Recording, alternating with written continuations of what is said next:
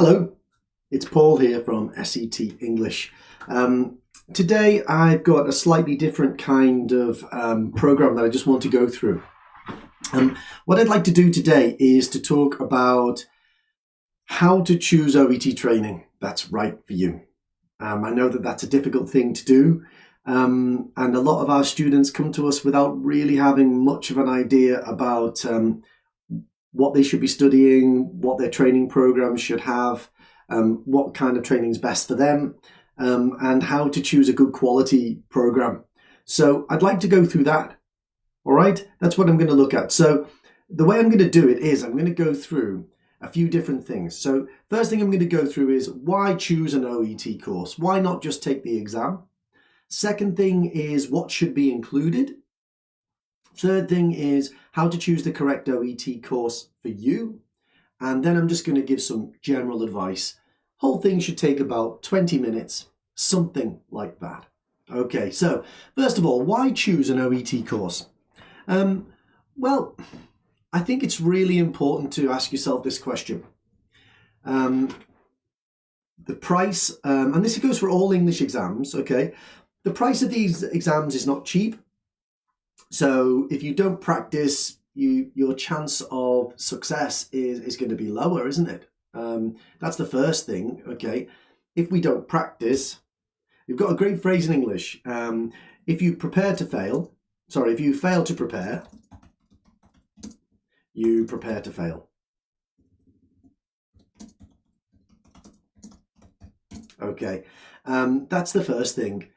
Second thing is this: everybody who comes to OET and does the exam seems to have a friend, or they've heard a story, or someone's been on Facebook, or someone's been on a WhatsApp group or a Telegram group and said, all I did was 4 letters and then I took the exam and I passed. And it's a very tempting thing to think that that you can do that as well, but everybody's different. People have got different experiences of English. You know, that person who posted that message in that group, maybe they were raised in England. Maybe they had an English parent. Maybe they've got some kind of an advantage over you that you're not aware of at the moment. Maybe their level of English is just higher than where yours is. Okay, so a lot of those things are important. So OET courses contain information that you really need. So what do you need to do? At the beginning, you need to learn about the exam. This is what I would say is our study path. 1, learn about the exam. 2, learn strategies. 3, practice. Okay. 4, get feedback. And then 5, work on your weaknesses. And then 6, take the test when you're ready. Now, if you haven't been through that process already, okay, if you haven't done any of those stages properly, then you're going to struggle a little bit. Okay, you're going to make some bad decisions. You're probably going to have some gaps in your techniques, in your skills. If you haven't had any feedback, you don't know if you're ready to take the test. If you haven't any feedback, do we know what our weaknesses are? Okay, saying reading part A is my weakness, that's not enough. Okay, reading part A, well, which aspect of reading part A? Why is it that you can't manage your time in reading part A? Do you have some problem with text analysis? Is it scanning? Is it vocabulary? You need to find out what those things are. Okay, and that's really important. Watching us live here, we've got Pooja. Hello, Pooja. Nice to see you. Hi there. So why choose an OET course? So you can go through this process. Okay. If you have a preparation program, you can do the following. That's it. Okay, you can learn about the exam. You can learn strategies, you can practice, you can get feedback, you can work on weaknesses and take the test when you're ready. And you'd have to hope, okay, that the result will be minimal exam taking. Okay, that's what you want, minimal exam taking. We don't want to be taking this test 4 or 5 times, do we? So this is why you should choose an OET course. Just doing it on your own, you're in the dark. Okay, so let's go to the next thing then. And let's think, what should be included in an OET course? Okay, this is where I think you've got to, I think a lot of people don't have a lot of knowledge about what they can expect or what they should expect. You go onto the internet and the internet is filled with many, many options and they all seem very attractive. Some seem more expensive than others and you're not sure, should I invest a bit extra and get a bit more? Or should I take this cheap course? How do I know that it's good value? So what I would say is that bearing in mind the study path from earlier on, we should try and work out what it is that's necessary for us to improve to the level that we can do our OET exam. So what should be included? Well, I'm not going to put these in order of importance. I'm just going to put them in terms of just any order, just things that I think are important. There should be some element of live classes, interactive classes. Now, that's important, okay? I think we all know the benefit of that. Video materials, I would be expecting if I was joining an online training provider, I'd want video materials. Now, what should that include? We'll talk about in a moment. Okay, let's just put these with a bullet point. Yeah. Feedback. Okay. Feedback on performance. There should be analysis of the exam and the questions in it. There should be a very healthy focus on language. That means vocabulary and grammar. There should be the chance to speak to teachers. Oops. And the chance to work with colleagues. So you're not alone. Okay.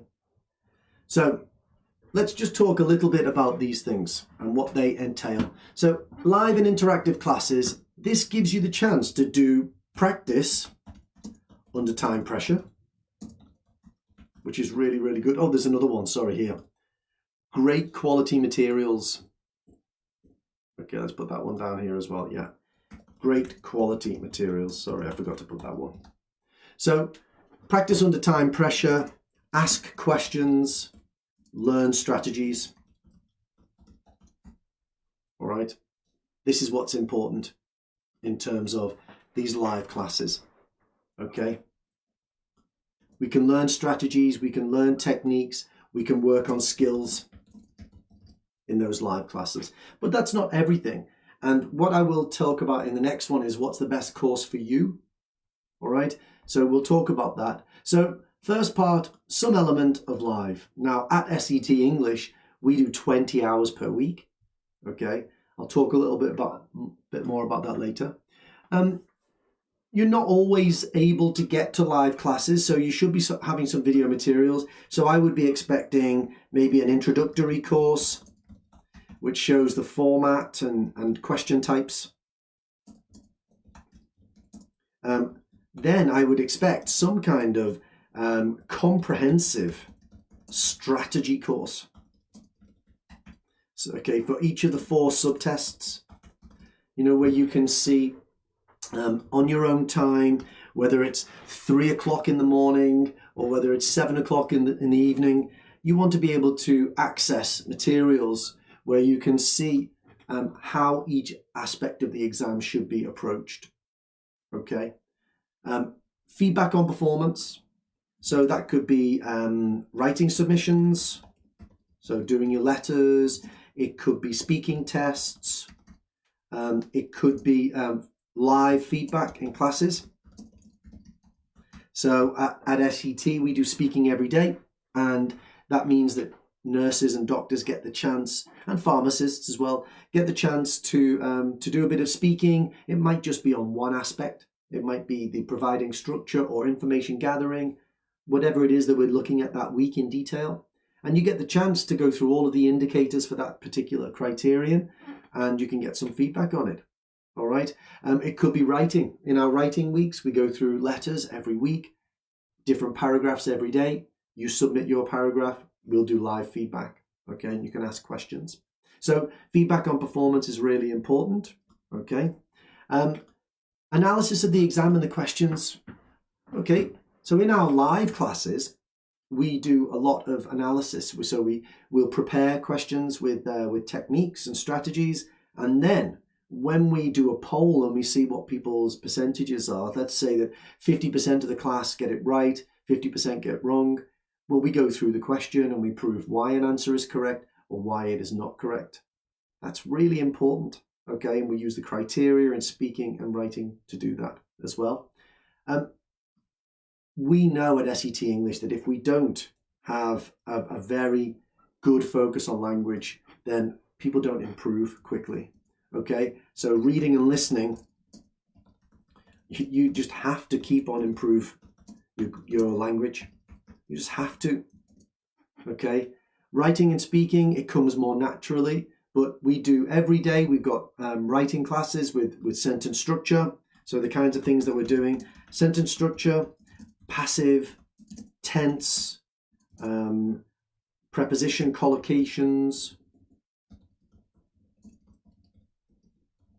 What else might we do? Listing, summarizing. Okay, these are all really important things that we do for writing. We'll do referencing for reading and comprehension, general comprehension. It's not just about doing practice tests over and over again. That really only is useful to a certain point. You need to understand how ideas are presented in Part C reading, for instance. Okay? The chance to speak to teachers, you can come and ask questions, put your hand up, ask us why this is incorrect, ask us if this is a synonym for a word that we've just done in the class. Okay, ask us to repeat. So the chance to speak to teachers is really important. Chance to work with colleagues as well.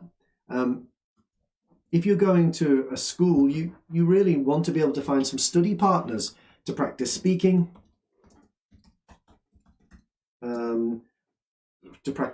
to practice writing.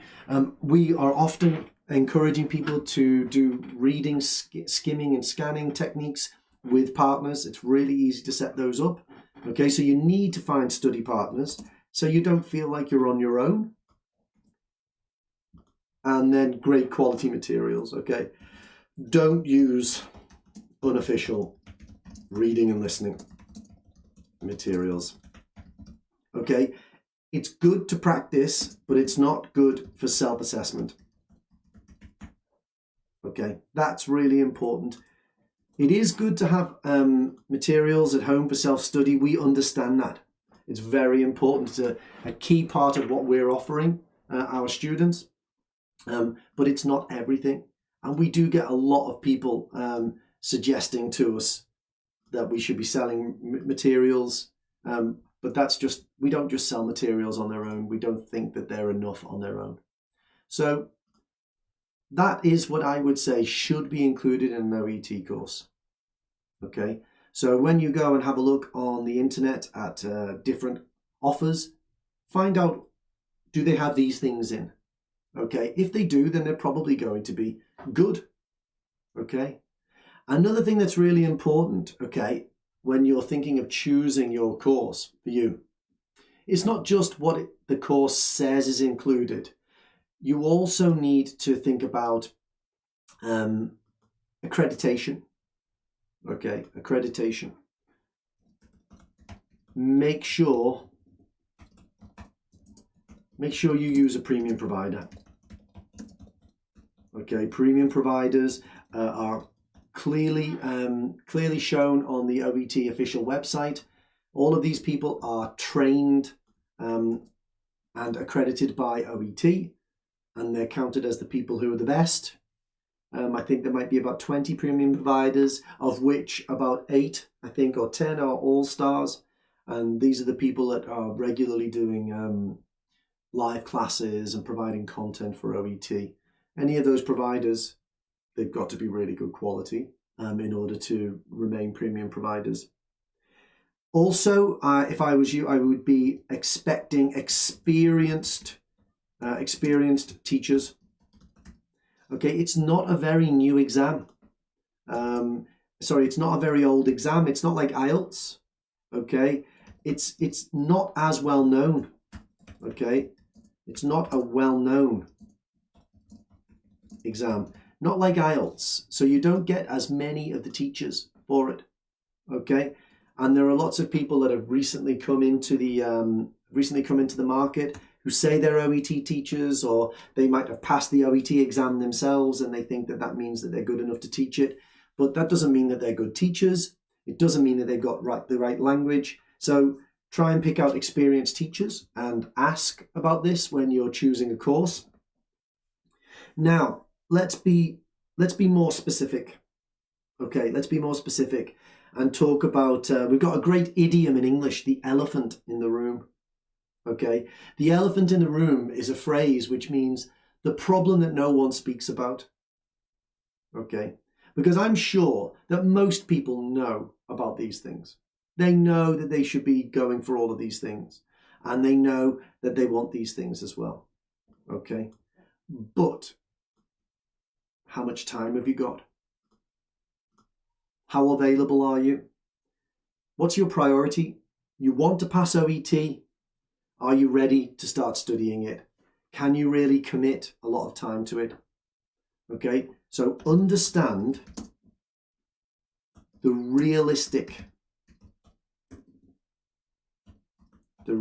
amount of time you can commit to studying. This is hours per week. How many letters can you do? How many live classes can you go to? How many videos can you watch? Can you do a mock test? I think what happens is a lot of people set a time limit or a target date before starting studies, and maybe they even book the test before they found a provider, and they just think, okay, well, I'll take my test in August, so I'll start doing some studies in May. And that's more than enough time. And then what happens? When you start studying, you realize actually you're only scoring 23, 24 in the reading. In the speaking, you're lacking fluency. You realize that you've got to learn a lot of vocabulary in reading and listening. And then you start to realize that August is too soon. Not only that, other priorities come in. Okay, do you have priorities like work or family? You've got to be realistic, guys. All right? If you choose a training course where you've got to be there every day for 2 weeks or for a month or for 2 months, you're not going to do it, are you? You're going to be tired. So have a really good idea of your schedule. And try and find, obviously, I know I'm saying something very basic here, but try and speak to providers about the support they can give you. Okay, don't just buy and hope. All right, don't just buy and hope. So, for example, I'll speak about SET English. We understand that our students are working. 90% of our students work. 70% have got a family and they have to look after their family. So there's all kinds of housework and work commitments there. So that's why every day we do 4 hours a day. We do reading, writing, listening and speaking daily.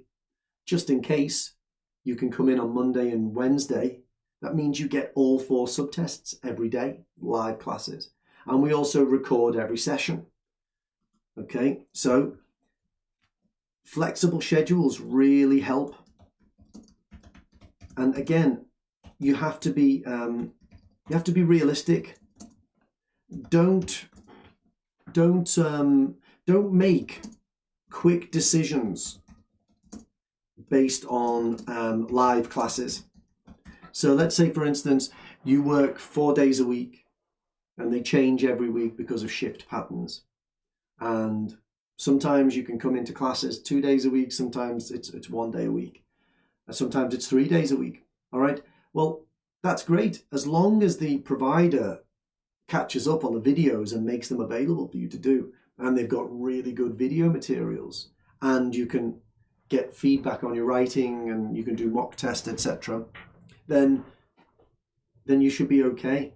Just because you can't come to every live class, it doesn't mean that you can't prepare. We've got to be practical and pragmatic about it.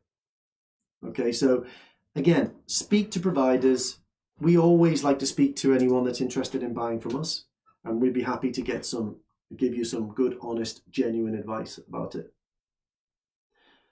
All right, okay, so general advice. Let's finish up with some general advice.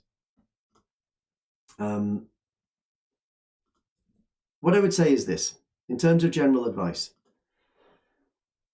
there's no substitute for a couple of things, okay? Okay, there's no substitute for a good level of English. Don't just rely on strategies and techniques, okay? You need to improve your vocabulary. And your grammar. That needs to improve for everybody, okay? Even if you feel like you're really good, just be continuously improving it, okay? Never stop working on it.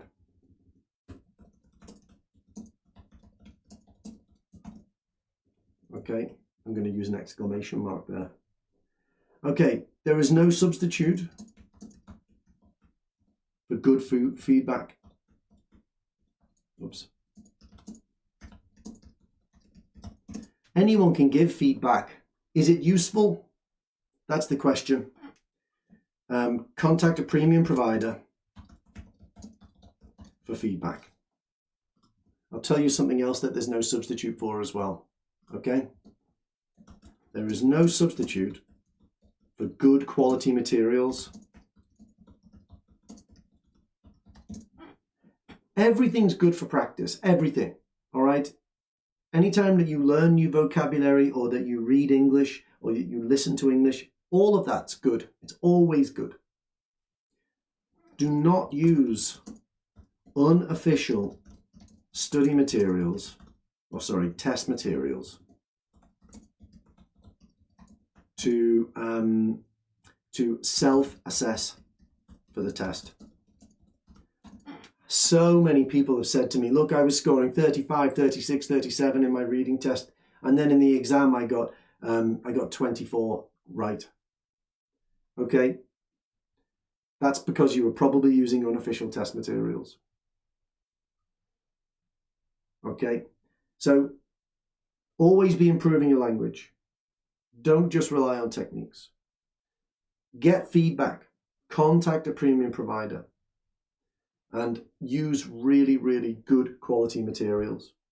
And then, when you're there, the last thing is learn. I'm going to say learn good techniques. I know I said don't just rely on it. Learn good techniques. These make the difference for many people who are at the right language level but can't pass.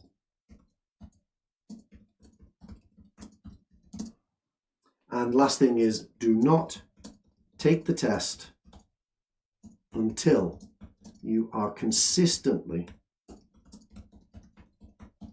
receiving good professional feedback.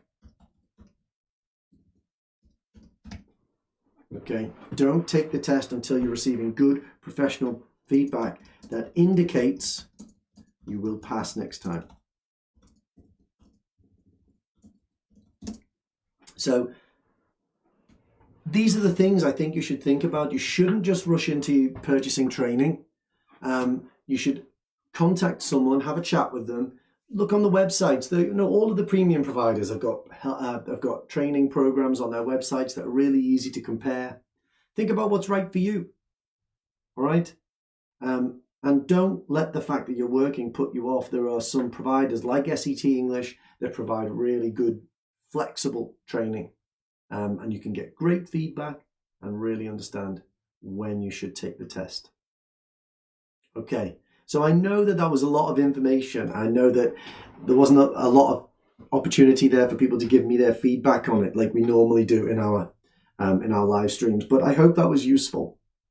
And as I said, if you've got any questions, please contact us. You can find our details in the chat box. And we'd love to speak to you and answer any questions that you've got about your exam. Okay, best of luck. Make the right decisions on your training, and maybe we'll see you soon. Take care. Bye-bye.